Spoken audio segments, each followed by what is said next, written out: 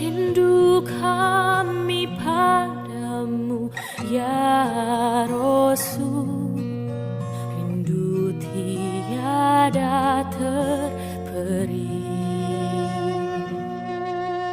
Berabad jarak darimu ya Rasul, serasa di kau di sini.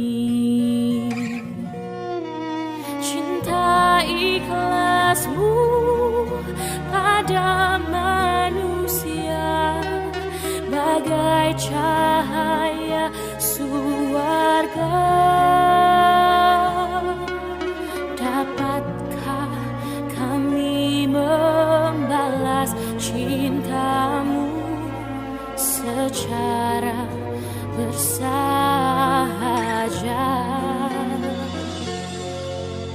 Rindu kami padamu ya Rasul, rindu tiada terperi.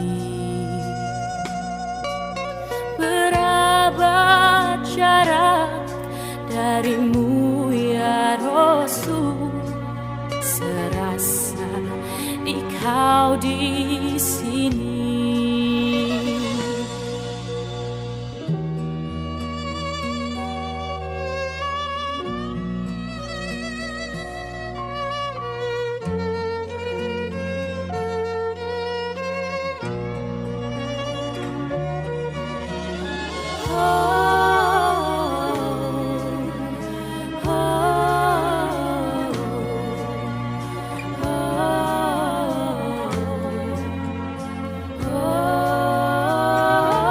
Setelah hari Jumat, hari Sabtu cuacanya sangat terang. Pengajian tepat waktu walaupun jamaah masih sore-rencang.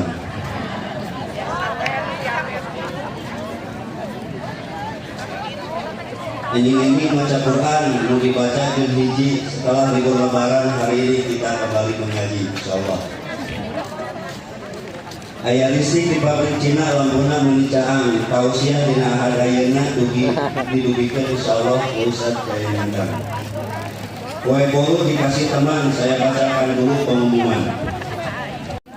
Bila kita punya hati bicara jangan menyakitkan jamaah yang saya hormati, mari kita simak dan dengarkan apa yang akan disampaikan oleh Ustaz yang sudah ada di depan kita. Para Ustaz, kami persilakan. Alhamdulillah, nahmaduhu wa nasta'inuhu wa nastaghfiruh wa na'udzu billahi min shururi anfusina wa min sayyiati a'malina. May yahdihillahu fala mudilla lahu wa may yudlil fala hadiya lahu. Asyhadu an la ilaha illallah wahdahu la syarika lahu wa asyhadu anna Muhammadan abduhu wa rasuluhu. Ibu iman dari Allah, saya nggak bisa bantu. Nanti diizin bantu apa? Leles dari orang 21 dari kolot ada. Es di orang itu di kolot. Bila terima dari Allah, saya akan ulang penjelasan mengenai syariat. Karena yang namanya manusia kan sering lupa, Quran itu berulang. Syariat Islam atau diartikan aturan Islam. Syariat Allah, aturan Allah. Kenapa aturan Allah disebut syariat? Syariat menurut bahasa artinya jalan raya Israel. Lalu aturan Allah atau aturan Islam disebut syariat. Karena berfungsi sebagai jalan. jalan adalah sarana sampai kepada tujuan. Selama benar jalannya sampai. Ketika berbelok berarti tersesat. Aturan Allah disebut syariat karena menjadi sarana jalan sampainya kepada tujuan hidup yang benar, yaitu selamat dunia dan akhirat. Maupun mukhalafahnya, paham sebaliknya, jika tidak menggunakan syariat Allah, tidak akan sampai kepada tujuan hidup yang sebenarnya. Yang kedua, syariat itu artinya jalan menuju air.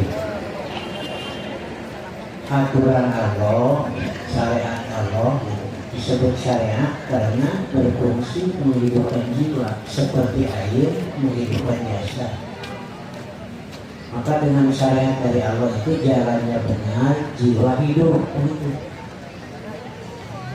Nah, saya juga menyampaikan di pengajian hidup itu ada dua macam. Ada hidup duniawiyah, ada hidup diniyah. Kalau hidup duniawiyah ya biasa we itu panggunan sare dahan gawe sare itu kolot maut. Itu kan ini yang kita saksikan, itu hidup duniawiyah. Mukmin kafir sama.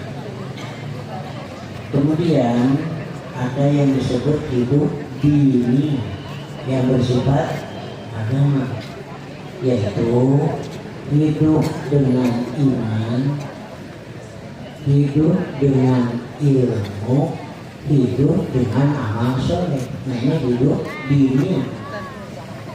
Hidup dengan iman, hidup dengan ilmu, hidup dengan ini baru dini ya.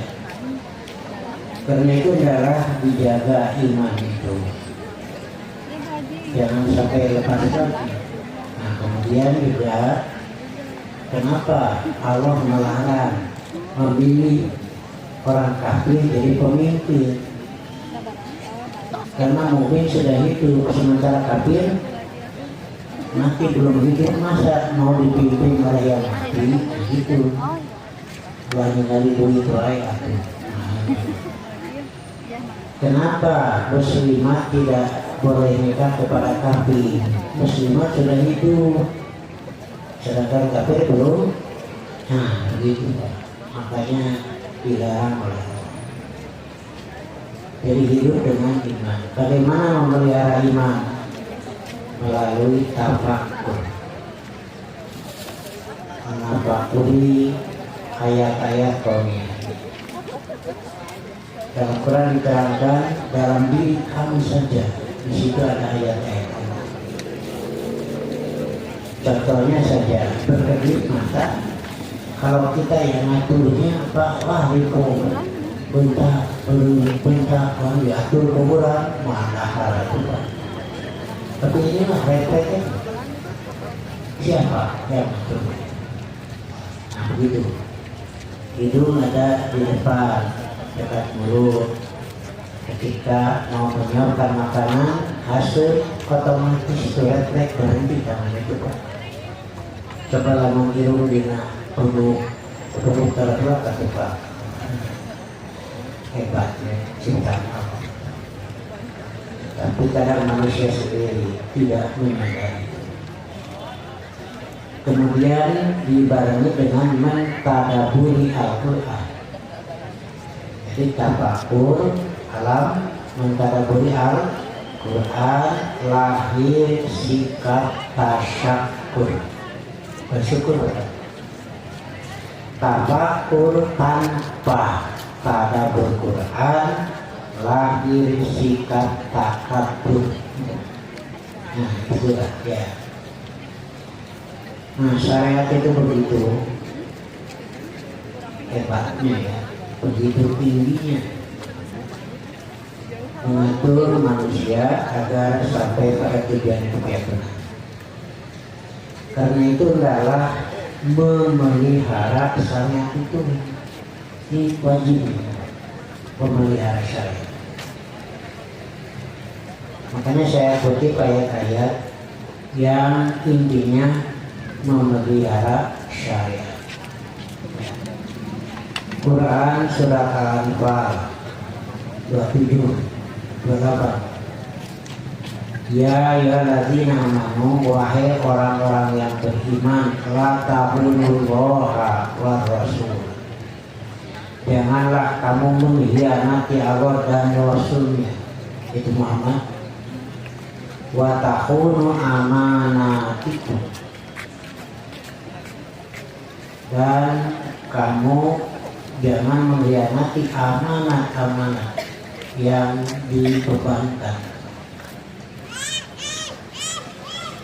Kemudian selanjutnya wa'lamu annama amwalukum wa auladukum fitnah. Ketahuilah sesungguhnya harta dan anak itu ujian.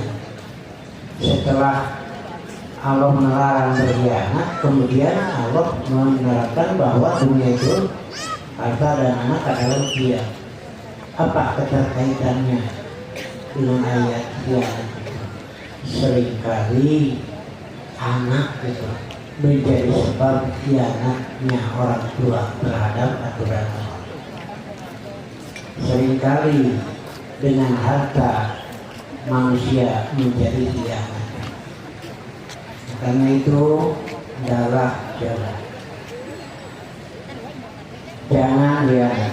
Penjelasannya di sini.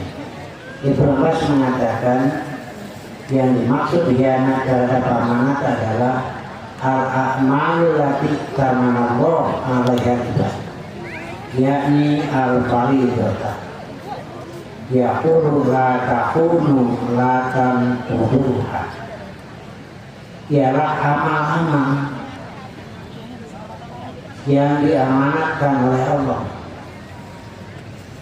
baik dalam bentuk ibadah mahdhah atau ibadah ghair mahdhah, yang harus dijaga, dipelihara, jangan dikurangi, jangan ditambah. Jika ada pengurangan dan penambahan berarti bukan dari Allah.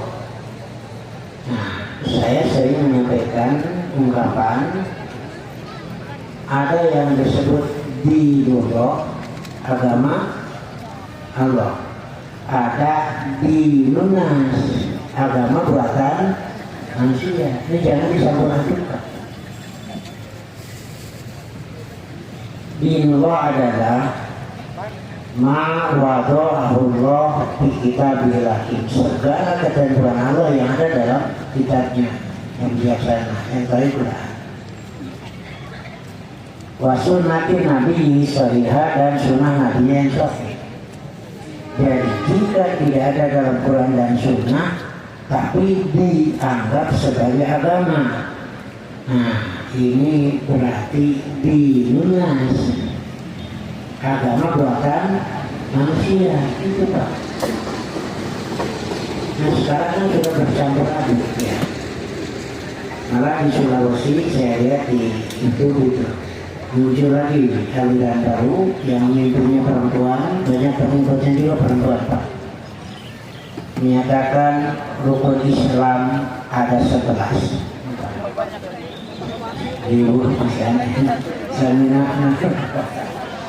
Nah sementara dari Allah dan Rasulnya rukun Islam hanya 5 kan?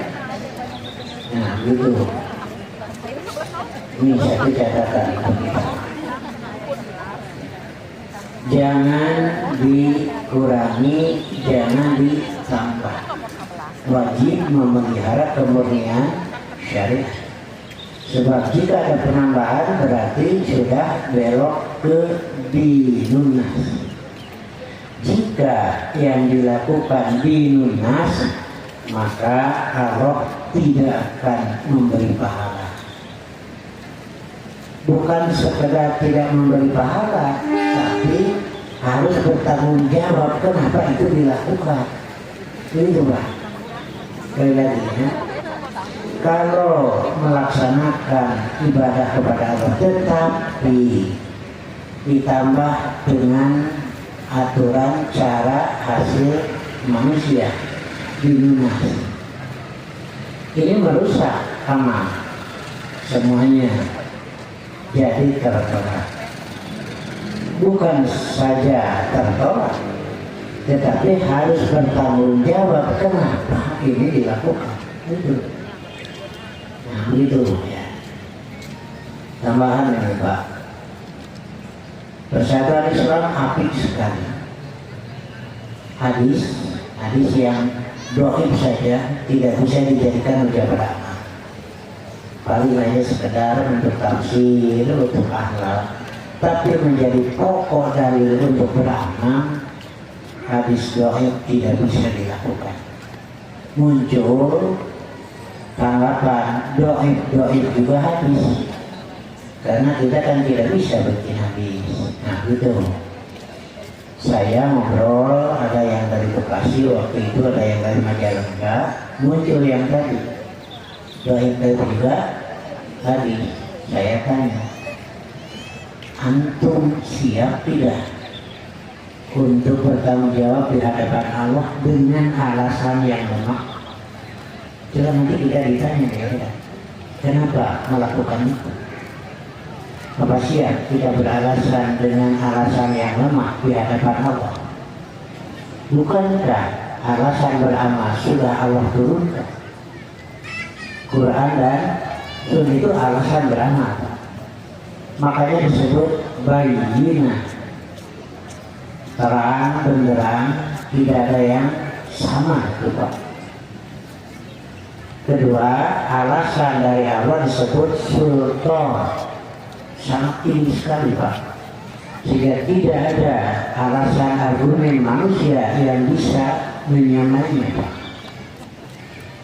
Yang ketiga, alasan dari Allah disebut burhanun, yaitu alasan kuat untuk beramal dan menghilangkan keraguan itu Pak. Makanya ketika kita beramal tenang, lega. Kenapa? Karena yakin benar itu Pak. Yakin ini buktinya adalah dalil yang meyakinkan, yaitu Quran dan Sunnah. Saya pernah sholat di Cimalaka, sholat duhur Pak. Ya kosor kan sedang safar. Gue karena yakin benar ada dalil. Surat An-Nisa 101 itu Pak. Selesai sholat saya istirahat, duduk di teras masjid. Waktunya leluasa Pak. Tapi saya sholat kosor Pak. Bapak ibu piknik ke Pangandaran, ada ulin, dahareun mawa, duit mawa, sholat kosor. Bahkan ada teka hati Pak. Hari di tempat sendiri, keriur, kerajat, sholat tidak boleh kosor, kudu opat. Nah ini dalil gitu aja Pak. Saya ditegur oleh sepuh Pak, nyaah meren. Hari ini sholat naon mendingan sakedeun gitu Pak. Saya lihat sepuh sering menyaking Pak, Bapak di sholat naon menilai gitu kan. Bukan lama dan sebentar kan Pak, saya sedang safar, saya sholat kosor ini dari surat An-Nisa 101 itu Pak. Inilah ya, yang membuat kita tenang, buat kita lega gitu Pak. Nah, sementara agama buatan manusia, sedangkan hasil akal manusia bukan kepastian, tapi perkiraan itu Pak. Tuh kalau akal manusia kan dikira-kira Pak. Jika mendagang dirinya mah payu itu Pak, perkiraan dari Pak. Karena 2 minggu tutup deui berarti isu dan nyawa isu mah dagang gitu Pak. Jadi manusia hanya nah sekarang masa urusan agama dikira-kira. mesti pasti nanti lupa. Iya tabi'una ila dhanna wa ila dhanna la yughni min al-haqqi syai'an. Hanya mengikuti perkiraan. Lalu ditambah dia sholat tejana halus itu bukan kepastian lupa. Kepastian dalil. Memulai syarat dengan takbir ini dalil. Mengakhiri syarat dengan syarat udah ini dalil. Cara takbirnya pakai dalil jelas. Nah, kemudian ada bacaan-bacaan sebelum takbir, dalil tidak ada, berarti perkiraan. Disebut bilunas, itulah. Nah, itulah ya. Saya juga pernah sholat subuh, saya mau ngaji ke Cianjur. Nah, sholat subuhnya di jalan, headsetnya masih persis sisi jalan dan headset. Biasanya saya kalau sholat di musola di pom bensin, karena tidak ada imam yang ngatur, imam yang khusus. Kalau di satu masjid ada imam yang khusus di situ, saya tidak boleh ke depan tanpa izinnya, Pak. Itu nggak boleh. Ngelantar nggak ada imaman itu nggak boleh. Nah, kalau di pom bensin kan di musola tidak ada imam yang ngatur, makanya saya imaman. Kenapa begitu? Karena sholat subuh mah nusajen ieu mah rakaat kedua teh ribut gitu lah. Soalnya ibu ada saya jadi. Nah itu saya di pinggir pom bensin, saya masuk Gus saya di harum dua. Aduh sini lagi keluar di goreng batu kapan saya nyawa di dulu. Nah ada sepuh yang ngurus saya. Hari ini sholat temurun. Akhirnya satu pakai tahiyat suruh kutek-kutekan. Ya kesel mulai Pak. Selesai langsung negor. Kaos nuheuy salat hayo we curug diutak-utak gitu. Saya senyum saya nyacing bapak mah jika nu haroream curug teh cicing.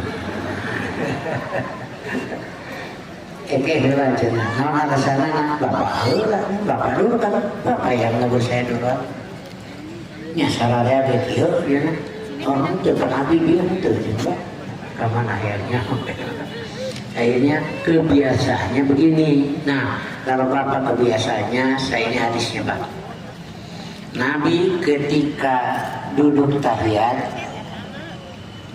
dia mengepalkan tangannya gitu Pak. Ya, di atas paha yang kanan, pas dengan lutut tuh Pak. Nah, begini. Lalu diangkat telunjuk, diisyaratkan. Nah, begitu jadi. Jempol ini ya, ibu jari dengan jari tengah itu jadinya begini. Bukan begini ngamai Pak, gitu. Ini begini. Nah, gitu Pak. Yuharrikuha yad'u biha. Rasul menggerakkan telunjuk selama membaca. Itu. Nah, begitu Pak, dalil itu. Jadi kapanpun, dimanapun, tenang hati itu. Teguh karena ini dalil yakin.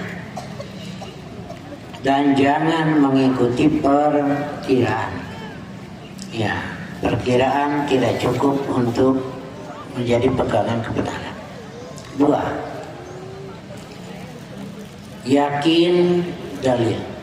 Dan dalam pelaksanaan agama Allah ini harus yakin, tidak boleh ada keraguan, Pak. Fala takunanna minal mumtarin. Jangan ada keraguan, harus yakin, Pak. Dan Nabi berpesan, dah ma yuri buka ila ma la yuri buka. Tinggalkan yang meragukan kamu, pindah kepada yang yakin. Ya itu dari Allah itu. Dalil itu aja Pak. Ya. Nih ada contoh. Kalau bapak atau ibu sedang sholat, lalu terasa dalam perut mulibek, rada mulut. Lalu ragu-ragu, batal tidak, keluar angin tidak, lanjutkan salat. Karena yang yakin sudah wudu Pak. Yang diragukan itu batalnya. Jangan ikuti keraguan, jalan terus sah salatnya. Bapak sudah salat duhur, lalu beraktivitas, datang asar, Bapak ragu-ragu batal tidak, jangan ikuti keraguan, yang yakin saja. Tadi sudah wudu, Bapak itu salat sah tuh Pak, gitu. Rek wudu we bisi batal, lain ilmu atau sama Pak, itu harus yakinnya salat, itu karena yakin dikalahkan mesti dengan yakin lagi. Asa batal, asa itu, jadi yang diragukan itu batalnya, yang yakin sudah wudu, pegang yang yakin salat sah tuh Pak. Asa geus wudu, asa acan, berarti yang yakin belum, itu Pak yang diragukan itu wudunya. Nah ini kalau salat tidak sah, gitu Pak. Terlihat kembali itu dia jadi yang saya tikoi mah asa 50.000, asa 100-nya, tapi datu mawa. Ya, satu coba. Jangan ada khianat-khianat di sini, menambah, mengurangi. Artinya merusak kan? Khianat itu artinya merusak yang diamanatkan. Syariat dari Allah ini amanat yang harus dijaga. Keparduan ini amanat yang harus dijaga. Kemudian ada yang disebut al-guluwu. Jadi yang dilakukan oleh ulama Yahudi dulu itu. Katakan Muhammad, ya ahlal kitab, wahai ahli kitab, la taglu bi dinikum ghairul haq. Jangan kamu melampaui batas-batas dalam agama kamu. Ya sudah ada batasnya, udah saja Pak. Saya sering buat contoh seperti baca subhanallah setelah salat 33. Alhamdulillah 33, Allahu Akbar. Ya sudah kan itu batasnya. 33 saja pahalanya besar, apalagi meniti terus nantinya. Apalagi kalau tambah 0 1 jadi 300, apalagi kalau 0-nya 2. Ya, mata tos maghrib teh gitu gue tuh loh ini kita isya. Gitu Pak. Sudah punya ada batas. Jangan ada gulu. Yang ketiga, untuk memelihara syariat itu jangan ada pencampur adukan antara hak dan batal. Wala talbisul haqqo bil batil. Jangan kamu campur adukan antara hak dan batil. Syariat yang suci, yang pasti benar dari Allah dicampuri oleh aturan buatan manusia. Ini kan sayang sekali Pak, menjadi rusak. Ya. Nah, biasanya mereka melakukan itu Pak, tidak murni mengharap pahala dari Allah, tetapi biasanya ada kepentingan dunia itu Pak, biasanya gitu ya. Saya kutip juga keterangan dari Imam Al-Wasiti dalam tafsir Al-Wasiti ya. Waqad aujaballahu ta'ala ala ibadihi, dan Allah sungguh telah mewajibkan atas hambanya ma yusahiru, apa yang memudahkan alaihim atas mereka, al istiqomah alaihim, adalah istiqomah atas aturan itu. Semuanya sudah diatur oleh Allah, tidak ada yang berat Pak. Tidak ada yang berat, baik melakukan yang wajib dan meninggalkan yang haram. Dalam sebuah hadis sabda Nabi, inna dina yusrun, sesungguhnya agama itu ringan banget, nggak ada yang berat, nggak ada. Ada Pak Haji, mobilnya sudah 4, sawahnya bertambah lagi, dia itu jualan, ngobrol kepada saya, Ustaz, bukan Pak Haji tidak mau zakat, Tapi kan keuntungannya juga tidak mencapai 2,5%, katanya semen. Dari rokok paling 1,5, tapi mobil bisa 4. Kenapa yang diungkapkan itu yang kecil-kecilnya, sementara dagangannya begitu banyak, ada yang 10% keuntungannya, ada yang 15%, tapi yang diomongkan iya. Saya jawab, Pak Haji, jangan khawatir, syariat Islam itu tidak ruwet. Kalau Pak Haji tidak mampu zakat, saya akan masukkan menjadi mustahil. Saya kirim zakat itu nah Islam terima Pak tuh ya. Itu mampu zakat berarti miskin ya, dikirim tenang Pak Haji, dititipkan terbaut. Itu tidak sakabeh itu ya.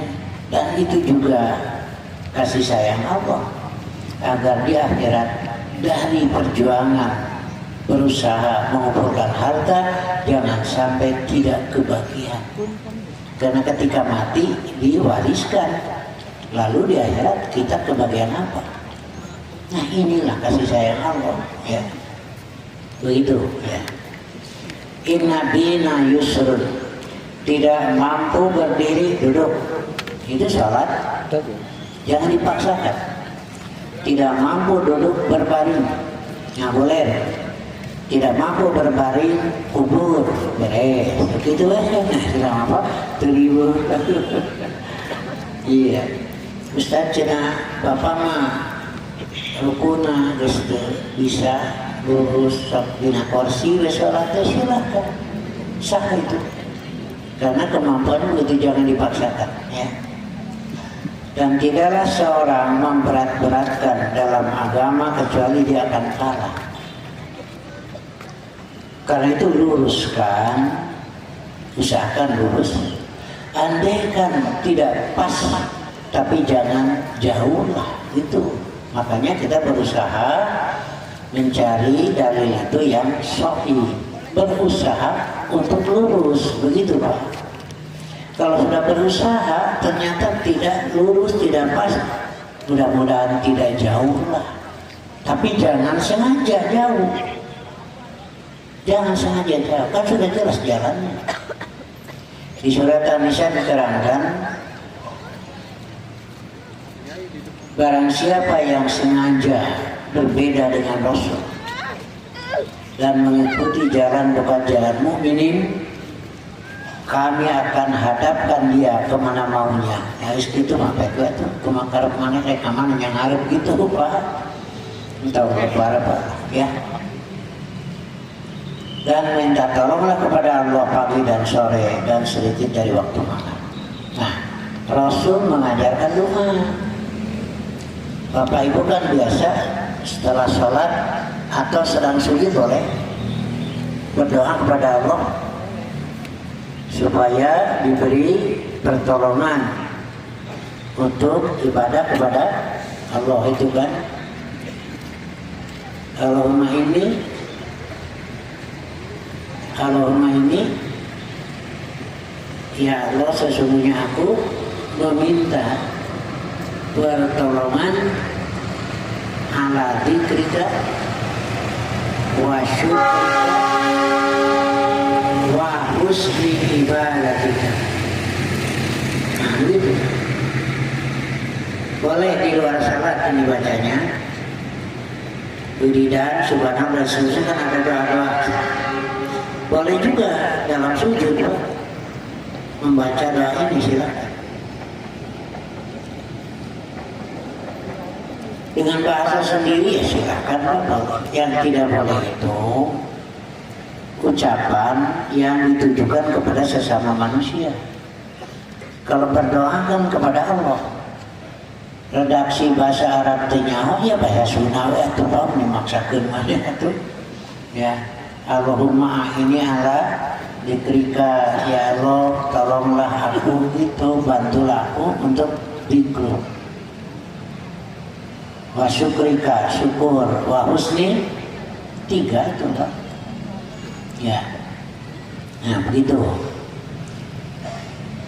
Ketika salat bersin, mengucapkan alhamdulillah boleh Pak, itu tidak mengganggu kesahan salat karena dengan Allah kan. Bersin alhamdulillah boleh, nugigireun ngajawab ya alhamdulillah tidak boleh ini Pak, karena ditujukan kepada sesama. Nah gitu Pak, jelas aturan ya. Ya. Rasulullah masuk ke rumah Aisyah dan ternyata di sana ada seorang perempuan dari Bani Asad. Rasul bertanya siapa? Nah, lalu Aisyah menjelaskan dia ini seorang yang betul ibadahnya. La tanamu minal lail, tidak tidur tapi salat malam. Wah, getol pisan Pak. Lalu bagaimana? Sabda Rasul, "Mah alaikum bima tutiku." Nabi itu tidak setuju. Kenapa begitu? Lakukan sesuai kemampuan, karena Allah tidak akan jemu memberi pahala kecuali kamu sendiri yang akan menjadi jemu. Nah, jadi lakukan semampu. Begitu ya. Dan saya kutip dalam kitab Al-Bukhari ada bab 1, ma yukrahu, tidak disenangi oleh Allah. 1, ta'ammuk. Ta'ammuk itu dari amikun dalam, sudah begitu batasnya terus ditambah. Ini Allah tidak senang ya, karena ingin pahala yang besar tetapi dikira-kira oleh pikiran ya. Kedua, tanazu itu berbantah dalam agama. Ini yang dikhawatirkan oleh Rasulullah ketika Fathu Mekah. Setan berputus asa karena patung-patung berhala dihancurkan semua, tidak diibadahi lagi. Tetapi yang dikhawatirkan oleh Rasulullah terjadi adanya berbeda pendapat, masing-masing tidak ada keikhlasan untuk rujuk kepada Quran Sunnah. Itu Pak. Jadi beda pendapat manusiawi. Di rumah wae kan berbeda pendapat. Ya. Cuk salakina cenah KITB cenah jadi insinyur. Cuk pamajikanana topa Unpad we cenah jadi dokter. Itu beda kan pendapat. Cuk bapana mending jadi insinyur. Oh. Cek pemajikan dokter Pak, oh gitu lah. Kayaknya kalau budak teknologi mah yang KITB memang kudu kaun Pak. Hari budak nate karek tamat SD. Kira sok diajar mikir. Geus ribu, bari waktunya masih itu Pak. Itu kesalahan manusia gitu Pak. Nah, punya pas ya Pak. Udah kan tegarek tamat SD. Ada kakek-kakek bikin urak ngala belut. Nah, sedang bikin uraknya belum selesai, ngomong si Aki teh, kalau dapat belut anu gede hayang dipais. Tuh katanya kesini nih, ribu dipais mah geus we dibeuleum. Tuh cek si Aki dipais masih ini. Cek sini nih nya di dia beribuh nah dan geus we dibeuleum. Apok atuh si Aki teu ngabubuh ka pamimpin. Gitu cek si Aki. Cek sini nih teh mais belut wae mama pamimpin. Lu gitu mau usana we pas ya. Datang Pak RT. Nah, kenapa? Iya, jangan sini nih tengah buku yang pemimpin kan. Cek sini nih ada begitu mah Pak itu urusan awewe itu naon. belut hayang dibahis cek si Aki cek sini ini riweuh Pak RT di belum cenah gitu mana belut nah pan urek lagi can halus manusia ampun gitu Pak ya wajar berbeda pendapat tetapi hendaklah ikhlas kembali kepada Quran dan Sunnah. Fa in tanaza'tum fi syai'in farudhu ila Allah wa Rasul. Nah, kesananya tuh dibacanya dituliskan in kuntum tu'minuna billahi wal yaumil. Jika benar beriman, sana tuh gitu Pak. Jadi kalau tidak ikhlas kembali pada Quran Sunnah, merujuk pada Quran Sunnah, berarti mesti ditingkatkan lagi imannya, gitu Pak. Iya. Kemudian tidak disenangi gulu itu ya dalam agama dan juga bid'ah. Bid'ah itu tambahan. Begini Pak, terus saya jelaskan. Karena pernah saya ngaji di sini, saya keluar ada ibu-ibu yang berkata kepada saya, Ustaz, ibu mau bertanya. Oh silahkan Bu, itu apa pertanyaannya? Begini, ibu sudah jarang mendengar Ustaz membacakan hadis kullu bidatin dolala wa kullu dolalatin fitnah. Sudah jarang. Ibu jarang mendengar Ustaz membacakan hadis Sallu kama ra'aitumuni, sholatlah kamu seperti kamu tahu aku salat. Ibu pertanyaannya apa? Itu nawan pertanyaannya. Ternyata pertanyaannya ringkas, nyeletiti. Hari persis ayah kene, nah itu pertanyaannya. Makanya saya bacakan kul bidatin dolala bisi padakeun persis tos teu aya. Iya. Tambahan lho Pak. Dan ini ungkapan dari Nabi, bukan dari Ustaz Peris.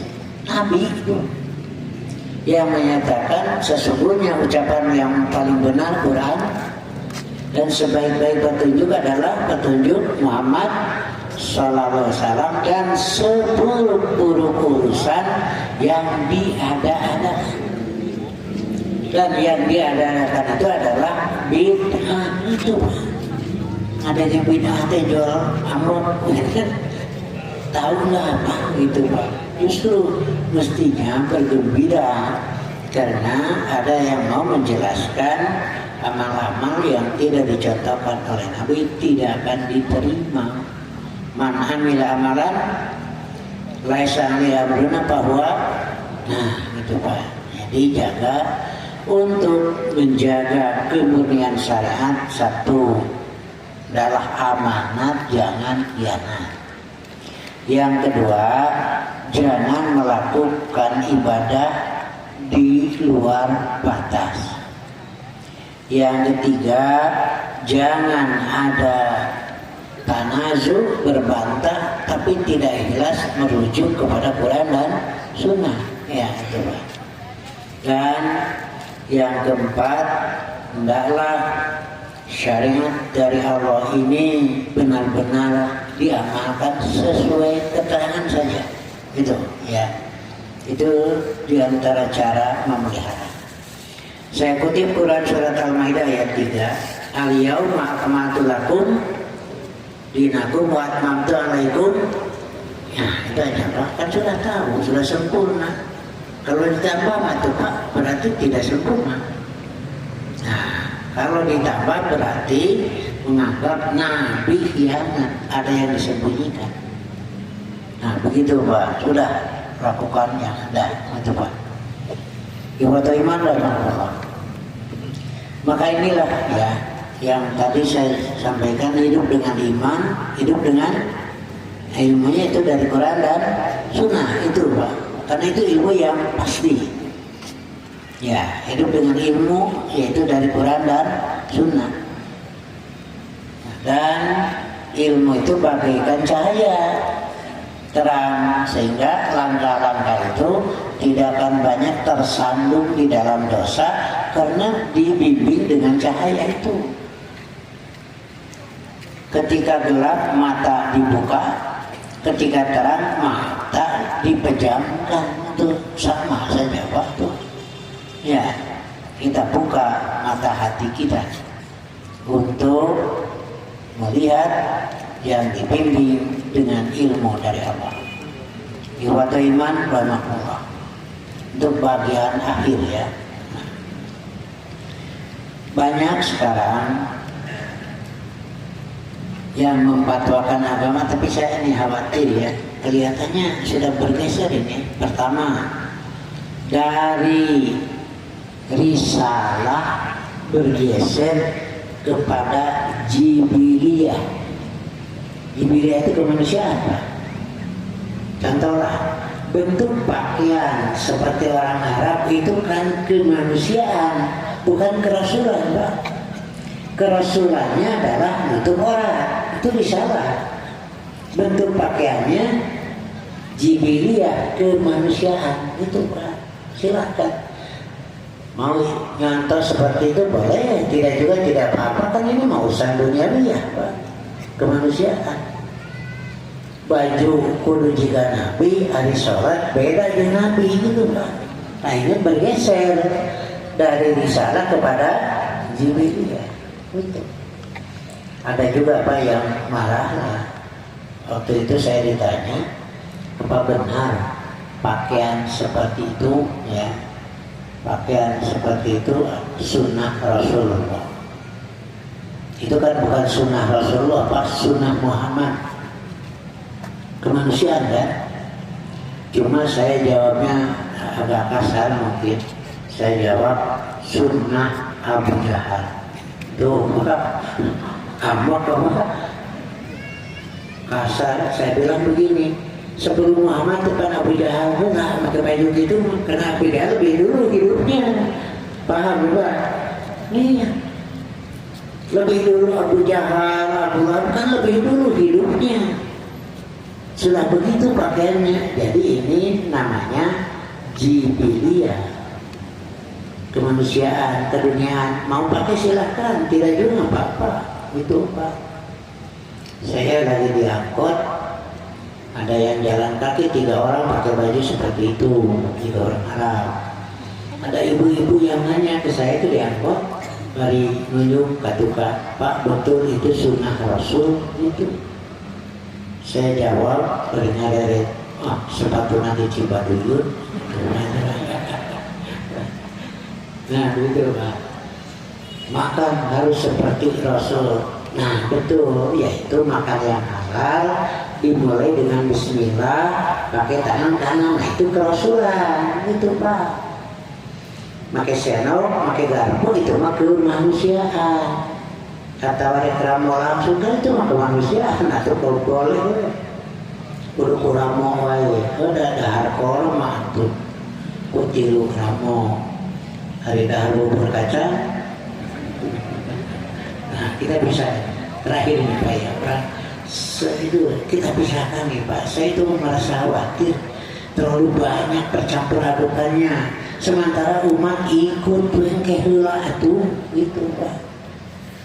Ulah beda bajunya juga orang Arab yang nanti dulu Pak. Ya. Nah saya terus keliling menjelaskannya, kasihan juga Pak. Ya. Jadi kita pisahkan, ada risalah, ada jibiliyah. Contoh, seringkali saya buatin contoh acara nikah. Malah pernah ada kepala KUA yang ngajak diskusi pada saya itu Pak.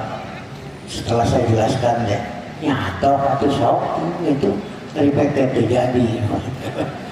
Begini, ketika seserahan ya, baju di bagian, kue di bagian, ngabri dunia agama, boleh tidak? Boleh, jangan mewajibkan itu atuh Pak. Kan ini madunya, itu kita nanaon atuh. Supaya ringkas sesuai di kana koperkeun baju kue dijikeun. Silakan kepada dunia itu Pak. Ya. tidak juga tidak apa-apa gitu Pak. Kalau dunia ini dulu ada serah terima dunia agama, dunia boleh nah jangan wajib kan pakai serah terima gitu nanaon zaman Nabi Madan daru ya langsung gitu aja. Nah sebelum ijab kabul, kalau ijab kabul agama Pak Nabi karipuh tuh menang batuk-batuk acan bentuk kontan nyambung lain gitu atuh Pak. Yang dimaksud itu nyambung mahani dalil. Ada seorang janda ikut ke Habasah Pak, hijrah. Janda gelis Pak ya, maksudnya itu ayah gitu. Nah oleh Raja Habasah dinikahkan kepada Nabi di Madinah. Ijabnya, aku nikahkan kamu dengan Muhammad nih mas kawinnya itu Pak. Sudah kan ijab, balik berapa bulan sampai ke Madinah baru kabul, disampaikan pada Nabi, kata Nabi kabul tuh aku terima tuh Pak. Kemudian menang ngarengah terima, menang batu. Yang harus nyambung itu makna. Bapak nikahkan Ananda kepada anak bapak dengan mas kawin sekian.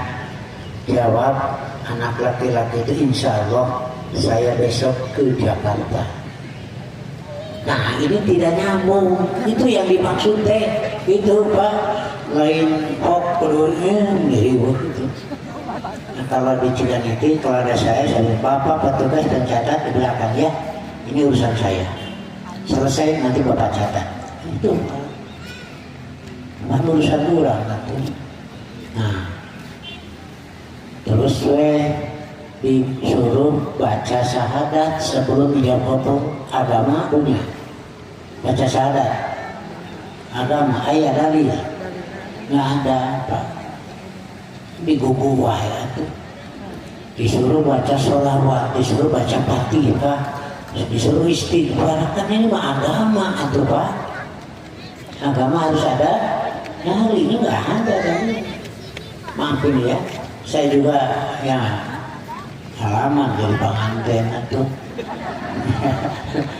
Ya, sekali-kali. Tajar kita lupa pakai halaman teh halus. Nah waktu itu ada Ustaz Usman, Ustaz Ikin, pas mau ijab kabul kata lebih kemur mah, ya kalau dulu lebih kan, syahadat, saya jawab, apa tidak percaya saya Muslim? Kan saya sudah daftar saya Muslim. Enak ya cina imam budak teh, kudu pugu atuh, ngabubu dia tuh atuh Pak, ngilu tidak teh, pantun menang taklid teh. Istighfar, dosanya udah kawin. Ya bayar itu Pak. Cek lebih tenang ya wakil aja. Cuma Ustaz Usman waktu itu, saya cina budak kita mantap ya kuma manehna. Ya kan urusan saya Pak. Saya tidak mau melakukan itu karena tidak ada dalil, kan ini urusan agama Pak. Agama mesti ada dalil tidak ada. Nah di pegawai itu. Nah itu kan hak kita Pak. Ya karena kita mau ya menjaga syariat itu. Nah ada pemuda kekeh minta diantar mau nikah ke daerah Pakidulan. Nah tapi Ustaz gimana ya katanya upacara nincak nok kekeh kudu aya. Saya sudah diskusi sudah apa gitu kembali jangan tuh tong diticak sakuan gitu kan saya ngobrol dengan anak itu bebas ya cina aku mau ditegur jawab kejeng liwet gitu ya santai aja kan dengan anak. Besoknya berangkat saya serahkan, pas itu akad-nikah saya mundur. Selesai ketika di acara itu pas dia saudan nong teh ini apa disakuan saya diruas alat kibanian yang berat teh hari di lemur batu.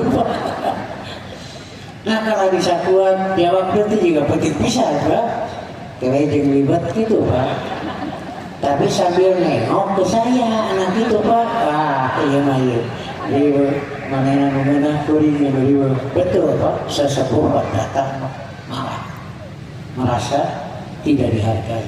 Bapak nu nyarek Tuhan itu cinta nanti mas Hema yang itu nyarek nanti mereka nanya gak ukur namun jangan hari nok tincakin sanes itu so bergerak mun agama kudu make dalil pantai ya dalil mun kadunya anak kudu kahati kok apa tuh Pak tuh ya pengkol tapi sabar ku duit mah teu mau badi urusan ya berarti nicak aku badi gitu Pak ya mana Bapak ini anak direk nanya ngaudai eta duit tadi di parulungan teh jeung pae menang 5.000 10.000 eta teh mere ngijeukeun teu ya teh Pak kemana we cara nanya teh lain jeung bisi ngijeukeun kudu marulangkeun Pak lain mere cenah tahun lele cek Islam tong nyiksa gitu atuh Pak ya so pakai syariat mana beres atuh ya keluar tina syariat ribuh we ya syukuri sakapung-sakeureuy Pak si Bapak mah cenah usilan ribut nyangan payung ge Pak cingjang ieu di gedung payung dekeunah ieu di gedung itu Pak ieu keunlah tabada kadunyaan Pak mau ngantar jenazah tuh jam 9 lah agak panas ribut dengan payung kenaun jam payung panigis dituruban kembali tuh Bapak sana bisa panas tuh satu jam tong di ruang bisa ngapun ngatake Pak keluar tina dalil ibu ku akan teka hati kali itu aya itu tahayul. Nah itu Pak ya. Iya. Ada yang tidak bisa kencing Pak, datang ke dukun. Nah, tuh. Dukun nanti ke ayah ke puskesmas. Aduh. Sabab itu bisa itu. Nah itu lah. Lihat banget. Kita jaga kemurnian syariat. Caranya laksanakan menurut tahlil saja. Jika tidak ada, jangan. Ini urusan agama. Kalau urusan dunia, antum a'lamu bi umuri dunyakum. Dengan catatan urusan dunia itu satu, kahati ku akal, kedua tengaladar syariat. Kalau ada unsur akidah, unsur ibadah berarti sudah bersifat agama, harus dalil. Mencuci telapak kaki ibu, dunia agama. Kalau dunia silahkan. Tapi kalau ada unsur akidah, nah ini Pak harus ada dalil. Ya. Nah ini kan biasanya ada unsur akidah, nanti terjerumus ke dalam syirkun. Lalu beralasan surga di bawah telapak kaki ibu atau jadi karena baskom pada kumah macam-macam saja ya gitu ya. Malah ada pertanyaan dulu dari Ustaz Usman ya, bagus pertanyaannya, apakah surga itu masih ada di telapak kaki ibu sementara si ibunya pakai pakaian katingali kelek? Ada tidak surganya? Coba ngajar mikir. Kalaupun itu dia keterangan benar, apa betul masih ada surga di telapak kaki ibu sementara si ibunya pakai baju katingali kelek? Masih ada tidak? Rindu kami padamu ya Rasul, rindu tiada terperi.